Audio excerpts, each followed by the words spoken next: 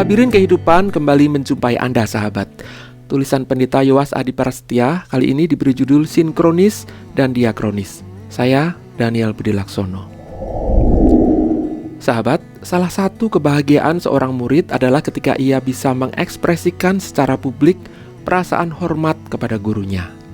Hal itulah yang dirasakan oleh Pendeta Yowas ketika ia diminta untuk menyumbangkan sebuah tulisan bagi Profesor Dr. Sularso Sopater yang memasuki usia ke-80 tahun.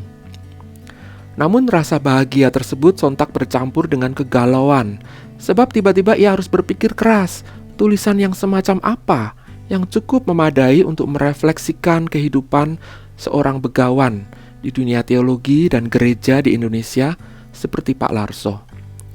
Apalagi tema umum yang diberikan kepada semua penulis adalah setia sampai akhir hayat, yang diambil dari surat kepada jemaat di Smyrna di dalam Wahyu 2 ayat 10. Panitia yang meminta Pendeta Yowas untuk menyumbangkan tulisan ini tampaknya berusaha memperhalus frasa asli di dalam ayat tersebut. Setia sampai mati menjadi setia sampai akhir hayat.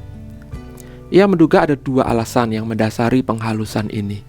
Pertama, mungkin kita memang cenderung enggan berbicara secara langsung mengenai kematian, karena menganggap kematian sebagai sesuatu yang perlu dihindari. Dugaan kedua lebih positif, yaitu bahwa panitia ingin menegaskan bahwa memang lebih penting untuk berbicara mengenai hayat atau kehidupan ketimbang mengenai kematian. Namun apapun itu, Wahyu 2 ayat 10 agaknya tidak sungkan-sungkan berbicara mengenai kematian sebagai sebuah kewajaran. Setiap orang pastilah akan mati. Tak ada yang salah dengan kematian. Bahkan mata imani kita memandang kematian sebagai sebuah keindahan yang harus direngkuh. Kematian tidak harus berarti akhir hayat, sebab iman pada kebangkitan menandaskan bahwa kematian adalah gerbang memasuki hayat yang lebih utuh dan penuh dengan rahmat. Singkatnya, hayat tidak usai seiring dengan datangnya kematian, dan kebangkitanlah yang membuat pertentangan antara kematian dan hayat jadi sama sekali tak berimbang. Berkat rahmat Allah di dalam Kristus, Paulus berani mengolok-olok kematian dengan berseru, "Hai maut, di manakah kemenanganmu? Hai maut, di manakah sengatmu?" 1 Korintus 15 ayat 55. Pandangan semacam ini memungkinkan kita untuk tidak lagi melihat kehidupan, kematian, dan kehidupan pasca kebangkitan dalam sebuah urutan diakronis. Berkat kebangkitan, kehidupan dan kematian menjadi dua peristiwa sinkronis yang bertumpang tindih pada titik historis yang sama. Setiap saat kita berjuang menghadapi kematian dengan kekuatan kehidupan. Setiap kali pula kebangkitan memberi kepastian bahwa kematian tak pernah lebih berkuasa daripada Allah kehidupan. Pendekatan sinkronis ini menuntun Pendeta Yowas untuk memusatkan perhatian tulisan ini pada sebuah penegasan bahwa mungkin apa yang jauh lebih penting daripada percakapan mengenai kematian dan kehidupan adalah usaha untuk menjawab pertanyaan, bagaimana perayaan kehidupan dan perjuangan melawan kematian itu dialami dan diusahakan kini dan di sini. Sahabat, sudut pandang sinkronisasi atas kehidupan yang melampaui kematian memungkinkan kita untuk menghayati kehidupan dan kebangkitan di dalam ruang dan waktu yang konkret, yaitu kini dan di sini. Dimanapun dan kapanpun kita menjalani hidup, pergumulan hidup, mati, hadir dan saling mendesakkan pengaruhnya masing-masing. Dalam bahasa puitis estetis, penulis Mazmur 23 mengutarakan demikian, "Sekalipun aku berjalan di dalam lembah kekelaman, aku tidak takut bahaya, sebab Tuhan besertaku." Hidup selalu berada di dalam lembah kekelaman, atau dengan terjemahan yang lebih harfiah, di bawah bayang-bayang kematian. Keberanian untuk memasuki bayang-bayang maut tersebut dimungkinkan karena penyertaan ilahi yang tidak terjadi di sana dan suatu kali, namun di sini dan kini. Karl Barth dan Paul Tillich tampaknya perlu dicatat sebagai dua teolog besar abad ke-20 yang berusaha menegaskan watak dialektis dari kehidupan dan kematian tersebut. Keduanya kerap dipercakapkan sebagai teolog-teolog yang kerap memanfaatkan konsep dialektis di dalam teologi mereka secara berseberangan.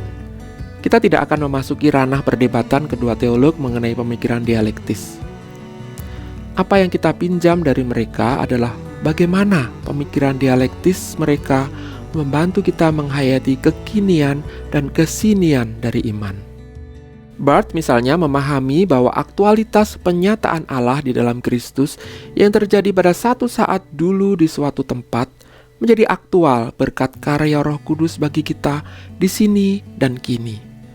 Ketegangan dialektis antara keduanya diperdamaikan di dalam karya Allah Trinitas yang menyatakan dirinya melalui Kristus di dalam kuasa Roh Kudus, dan karenanya Allah senantiasa hadir di dalam hidup umat percaya. Dengan pemahaman yang sama, kita dapat menegaskan bahwa kebangkitan tak perlu dipahami sebagai sebuah peristiwa kelak dan di sana, namun secara aktual menjadi sebuah pengalaman kini dan di sini. Sekali lagi semuanya berlangsung berkat rahmat ilahi. Tanpa memedulikan perbedaan kompleks antara Barth dan Tillich, kita dapat menyertakan salah satu khotbah Tillich yang terkenal yang berjudul Eternal Now ke dalam percakapan ini. Khotbah filosofis ini berusaha menjawab pertanyaan yang menurut keyakinan Tillich mengguncang setiap manusia secara eksistensial. Ia bertanya, apa artinya bahwa kita memiliki sebuah awal dan sebuah akhir? Bahwa kita tiba dari kegelapan sang belum dan berlarian menuju kegelapan sang tak lagi. Jawaban Tillich atas pertanyaan eksistensial ini sangat melegakan. Kekekalan. Perayaan hidup kini atau hari ini, dan itu artinya kita menghentikan arus waktu bagi kita, kata Tillich, dimungkinkan berkat sekarang yang kekal itu menyediakan bagi kita sekarang yang temporal. Secara tiba-tiba lantas Tillich mengakhiri khotbah filosofisnya dengan sebuah closure yang sangat teologis dan pastoral yang akan saya bacakan petikannya berikut ini. Terdapat sebuah kekuatan yang melampaui semua kekuatan dari waktu yang serba cukup itu, kekekalan. Ia yang pernah dan sedang dan akan datang, yang awal dan yang akhir.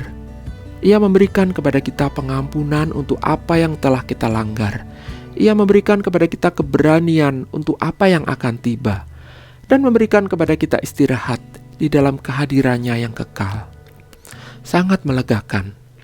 Itulah sesungguhnya makna dari Injil, yaitu kehadiran Sang Kekal ke dalam kehidupan manusia yang terikat waktu, sehingga kekekalan menjadi sebuah pengalaman baik di sini dan kini. Baik Barth maupun Tillich sama-sama menghayati kekinian dan kesinian sebagai sebuah locus epifani, tempat Allah melimpah ruahi ciptaan secara ajeg dan setia.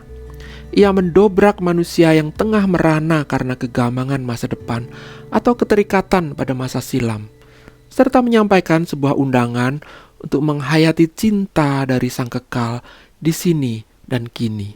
Apa artinya semua ini bagi percakapan kita mengenai kehidupan dan kematian? Menurut Pendeta Yoas, maknanya sangatlah bening. Kita tak mungkin berbicara mengenai kesetiaan manusia sampai akhir hayat di luar kesetiaan Allah yang melampaui kematian.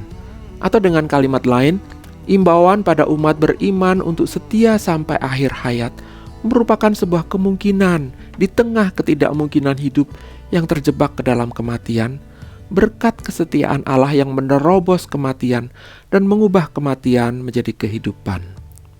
Dalam terang itulah, kita baru bisa merayakan kesetiaan seorang Sularso Sopater sebagai sebuah miniaturisasi perayaan kesetiaan Allah dalam dan melalui seorang Sularso Sopater. Tak lebih dan tak kurang. Itulah sebabnya imbauan kepada jemaat Smyrna agar mereka setia sampai mati dalam Wahyu 2 ayat 10 baru bisa dipahami setelah suara ilahi itu mempersaksikan Sang Kekal sebagai yang awal dan yang akhir, yang telah mati dan hidup kembali. Wahyu 2 ayat 8. Dengan mempertautkan keduanya lah, seluruh penderitaan, sakit penyakit, pencobaan, ketidakpastian, dan Anda bisa menambah sepanjang mungkin daftar tersebut menjadi sebuah kenyataan yang sekalipun tetap saja serius dan memedihkan, tak pernah menjadi kata akhir. Sahabat, di dalam setiap percakapan intensif antara teologi dan filsafat, kerap muncul pertanyaan kritis mengenai hubungan antara kekekalan dan kesetiaan. Telaah filosofis atau kekekalan sebagai karakter khas Allah yang melampaui waktu memaksa kita untuk mempertanyakan secara kritis ketidakmungkinan Allah untuk setia, jika kesetiaan dipahami dari sudut pandang durasi dari waktu ke waktu. Bukankah kekekalan berarti tak terikat waktu atau timeless, sedangkan kesetiaan mengandaikan keajekan dalam waktu? Singkatnya, kekekalan dan kesetiaan berada pada dua domain yang berbeda secara kontras. Akan tetapi umat Israel dan umat Kristen tanpa ragu mengungkapkan iman mereka kepada Allah yang kekal sekaligus setia. Pendeta Yoas pun teringat kepada Robert W. Jensen yang mengusulkan sebuah cara untuk mempertautkan keduanya dengan berkata bahwa umat Israel dan umat Kristen tak pernah memahami kekekalan sebagai timelessness, namun senantiasa sebagai kesetiaan melalui waktu. Artinya, kesetiaan dari Allah yang kekal baru mungkin dipahami ketika kita menghayati Allah sebagai Ia yang senantiasa merelasikan dirinya dengan ciptaan yang terikat waktu. Hanya di dalam relasi Allah dan ciptaan inilah kita bisa memahami kesetiaan Allah. Dengan cara itu, kekekalan tak lagi dipahami sekadar secara filosofis dan spekulatif, namun secara relasional dan temporal. Lebih-lebih lagi, dengan cara itu pula lah kita memahami kesetiaan manusiawi sebagai cara imani untuk berpartisipasi ke dalam kehidupan ilahi yang kekal sekaligus setia itu, tanpa kita harus menjadi kekal atau setia sepenuhnya. Kerelaan ilahi untuk mempertautkan diri dengan waktu tidak lantas mengubah Allah menjadi satu di antara ciptaan yang memang temporal, dalam arti Ia lantas memiliki awal dan akhir. Temporalitas kesetiaan Allah itu menunjuk pada kerelaan Allah yang sudi menyertai ciptaan dengan cara memasuki waktu. Dan itulah sesungguhnya hakikat terdalam dari inkarnasi Yesus Kristus. Kesetiaan ilahi yang mengatasi kehidupan dan kematian ciptaan itulah yang melandasi iman kita, bahwa kesetiaan manusiawi kita yang terbatas itu memiliki pengharapan yang melampaui akhir waktu. Dan kita menyebutnya dengan sebuah kata, kebangkitan. Saudara, Pendeta Yoas percaya bahwa model spiritualitas yang paling sesuai dengan seluruh percakapan di atas adalah spiritualitas sehari-hari. Spiritualitas semacam itu tampak sederhana, namun sesungguhnya ia mampu memberi ruang yang sangat luas bagi konstruksi teologi kita yang mendalam. Pertama, di dalam keseharian itulah kesetiaan Allah dialami dan dihayati sebagai sebuah inisiatif ilahi yang memasuki ruang dan waktu, di semua tempat dan di setiap saat. Kesetiaan Allah dengan demikian senantiasa berwatak inkarnasional. Inkarnasi Yesus Kristus lantas menjadi sebuah model bagi tindakan inkarnasional Allah terus-menerus yang berlangsung sehari-hari. Spiritualitas sehari-hari yang kedua juga membuka kemungkinan bagi kita untuk menghayati kesetiaan Allah itu di dalam ketidaksetiaan dan kelemahan kita. Dan karenanya, kita senantiasa diundang untuk belajar untuk setia. Tidak pernah ada kesetiaan yang monumental, sebab kesetiaan mensyaratkan keajekan dan durasi yang mengutuhkan masa silam, masa kini, dan masa depan dalam sebuah arus dan aliran tanpa jeda.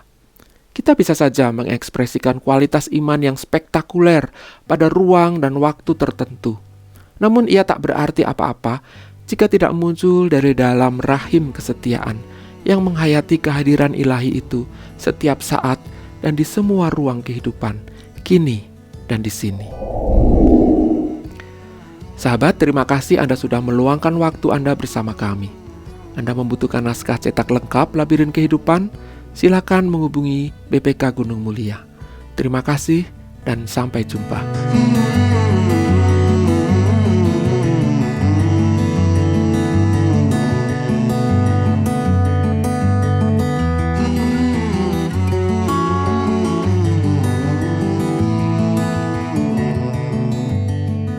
Sahabat, mari dukung pelayanan dan pekabaran Injil melalui YKB dengan membagikan link acara ini kepada sebanyak mungkin orang. Dukungan juga dapat saudara lakukan dengan mentransfer dukungan finansial ke rekening BCA ke nomor 450-305-2990,